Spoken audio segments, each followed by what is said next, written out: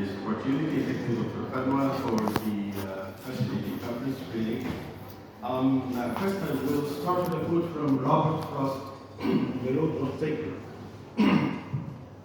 Two roads diverged in a yellow wood, and I take the one less traveled by. That makes all the difference. This is why I chose this kind of study. I started some kind of 18 years ago, started studying, the disciplinary, the interdisciplinary, transdisciplinary fields that intersect with poetry. Today, we have a question. Can poetry transcend its boundaries and create new paradigm shifts in literature? And the answer is yes. So, since that is okay, shall I move? No, of course, I'm going to say why I say yes. As you see here, poetry intersects with four fields: physics, biology, biochemistry, and pharmacology and psychiatry. When we start with physics.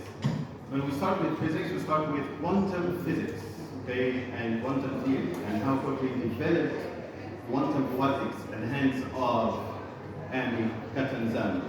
Amy Catanzaro developed and practiced a theory of poetry called quantum poetics, in which she explores poetry in parallel with particle physics, astrophysics, and quantum theory. It is fascinating, really. It needs effort, okay, in order to understand how quantum waves are transferred into, with the couplets. Her poetry intersects with science by crossing the disciplinary boundaries and conjoining the two domains into one shared arena of experiment that is quantum poetry. She exerts effort, and the result is worded lines, a quantum supercomputer poem. Choose your own adventure poem, you read it. So I wonder what authors would say, what is titled The Death of the Author. Now, there is, a rebirth of the reader, and later on in this presentation you will find that there is a kind of rebirth of non-human author. This is the poem in quantum waves. Of course, it's difficult to trace if you don't know the basics of quantum physics. The poem can be read multiple ways, as you see. Whenever two lines meet together, there is a knot word shown in white. The reader can choose the upper or lower line in order to continue his own version of the poem. Okay? Of course, we are going to explain how quantum waves work. Look at this. This is pure quantum physics sheet. We call it a topography sheet. It's like a rubber sheet. People who are familiar with geometry, know this kind of term, a rubber sheet geometry. Okay. Here, as you see, the diagram shows a possible design of a topological quantum computer containing four qubits. Qubits are like couplets. So each two lines are a qubit, are two waves. And in order to explain this, okay, let me take you to quantum physics, okay, a little bit.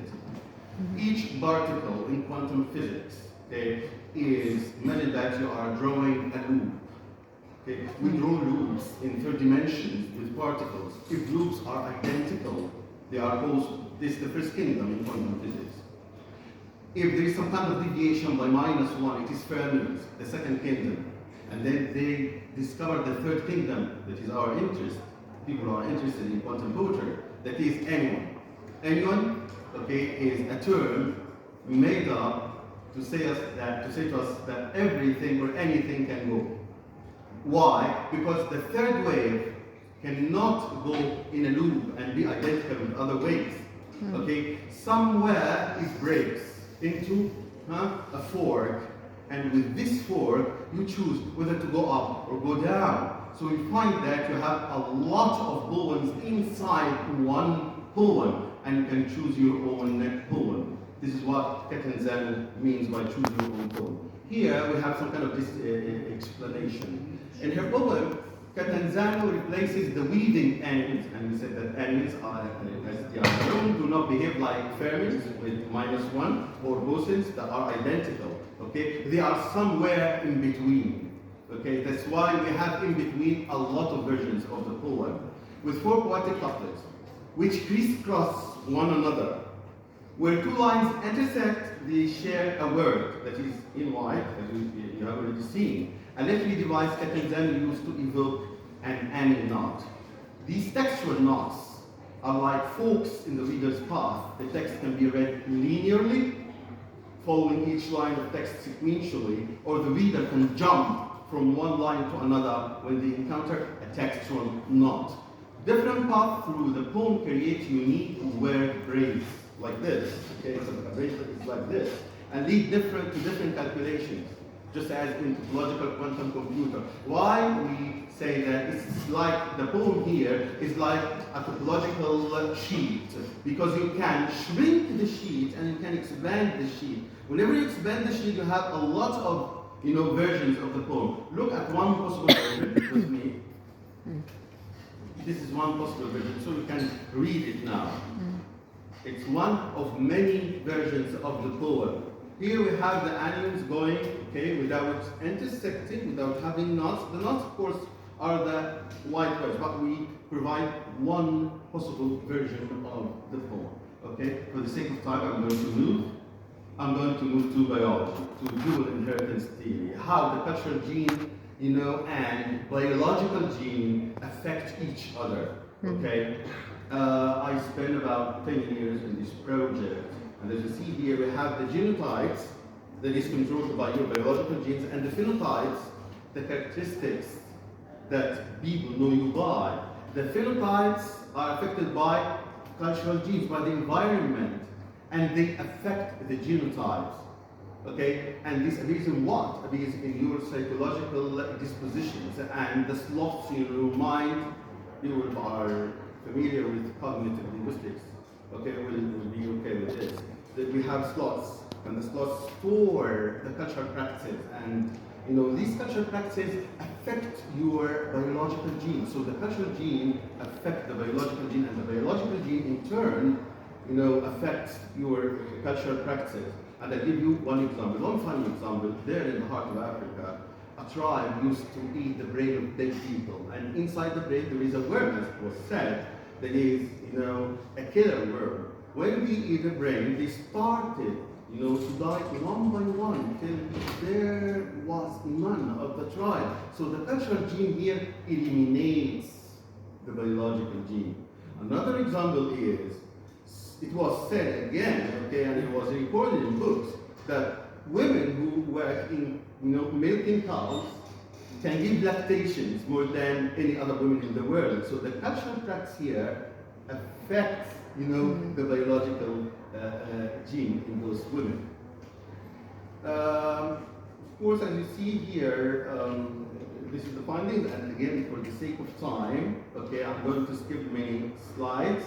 The first paper that was the result of this project was published in 2010 here in philology, and was turned into a monograph with this title, The Evolution of Jazz and Blues as Cultural Terms, expressing racial inequity in Kumanyaka's capacity. Yusuf Kumanyaka is a professor of English literature, he's an African American and neuroplastic, and I divided capacity into 4 groups, according to the 4 cultural, channels. We may have a look here. The findings go with the groups. The first group is such and such about jazz and blues, but what we want to say is that through jazz and blues that are used as cultural channels, a lot of cultural practices, were transmitted to the generations and to the generations to come. Another book or another paper that was given as an oral presentation at Harvard University in 2016 and turned into a monograph is a reading in the poetry of the Afro-German May I from Dual Inheritance Theory, respective the impact of Audre Lorde on May I. You know that Audre Lorde here acts as a cultural parent. She's an African American and she affected all Afro-German poets, and she helped them in establishing their institutions that defend the rights of the colored people there.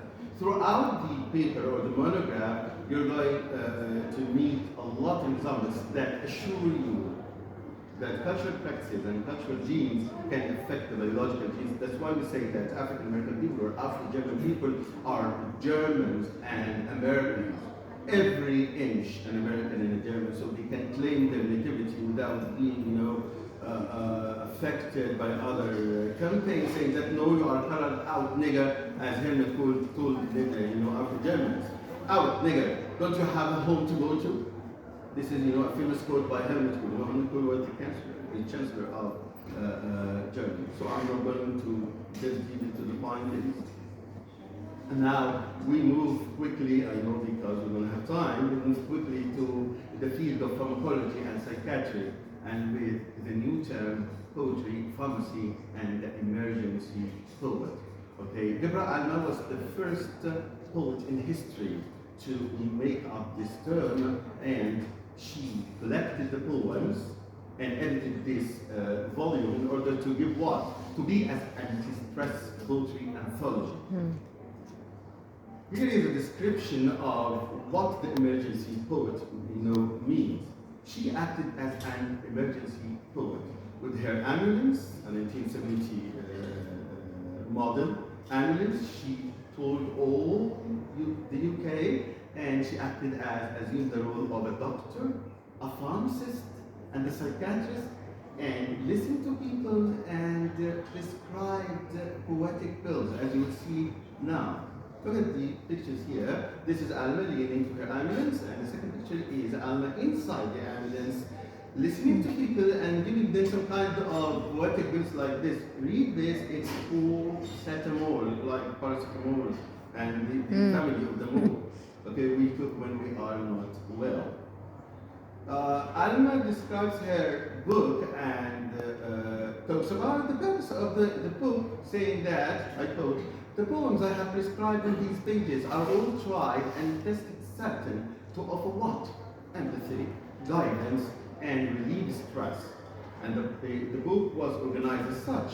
I quote, "I have organized the poems into sections that follow a life through its challenges and hard times. I give you now the 10 sections of the book, and I recommend one poem under each section." So you may have a look at the sections here. Okay, the book is very interesting. Any one of you would like to have a copy of the book, I can offer the original, and you can photocopy it. It's really, really good. Now my question for you. Do you think we can carry out a similar project in Egypt? If you are interested, please send your answer to Michael, and then we can work on this project together. Okay? Now I came to the last part of my presentation, and don't say that I am insane. Okay, I'm partly insane, but not fully. Why? Biochemistry. And when we talk about experimental poetry, DNA-based poetry, we need to know what is the aim behind this.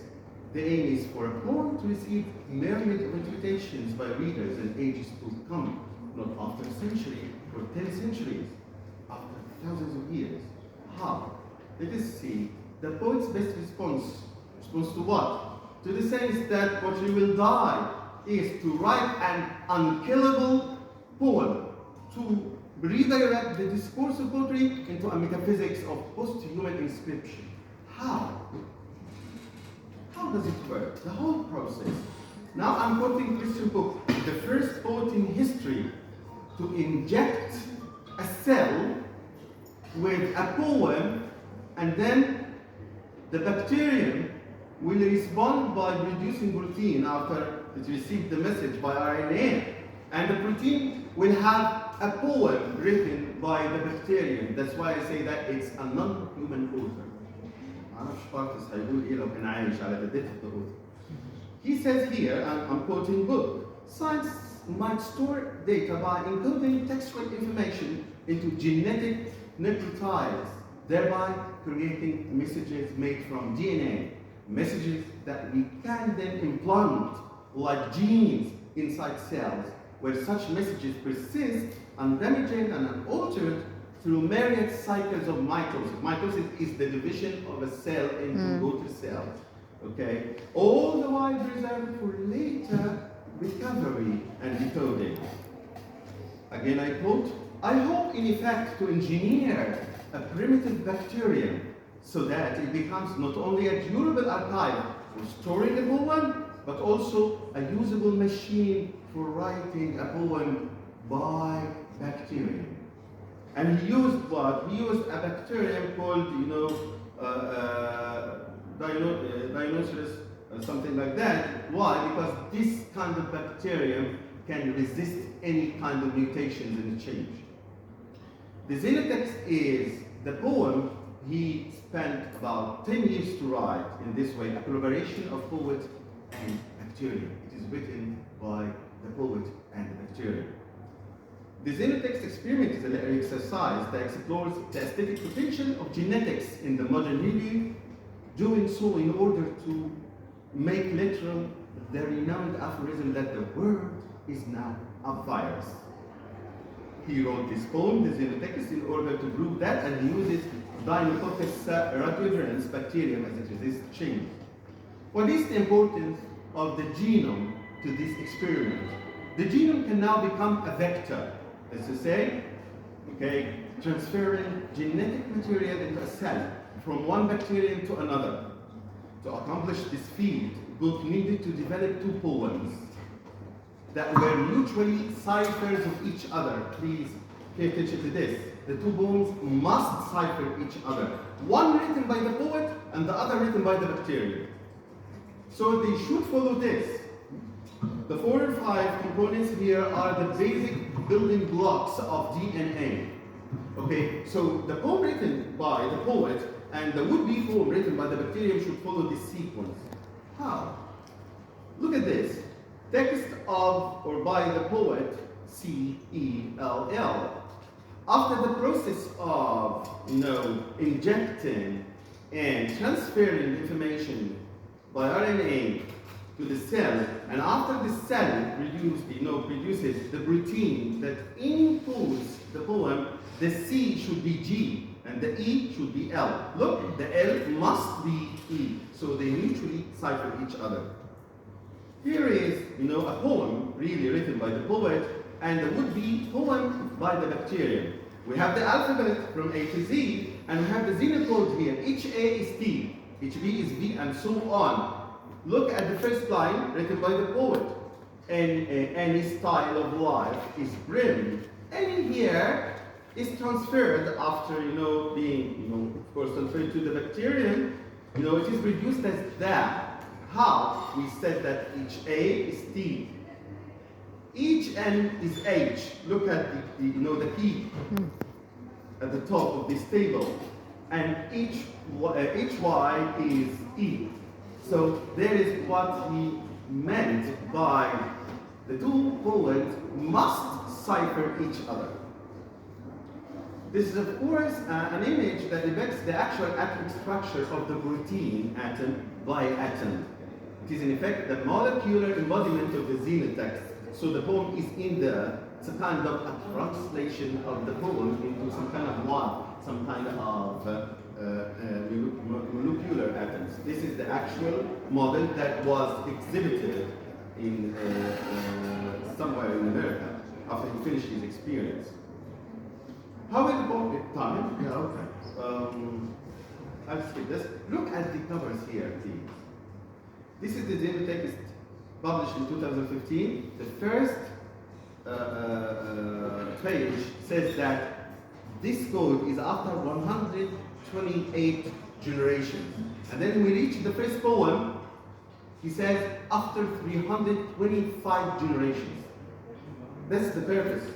To store your own information, important information, to store your own heritage.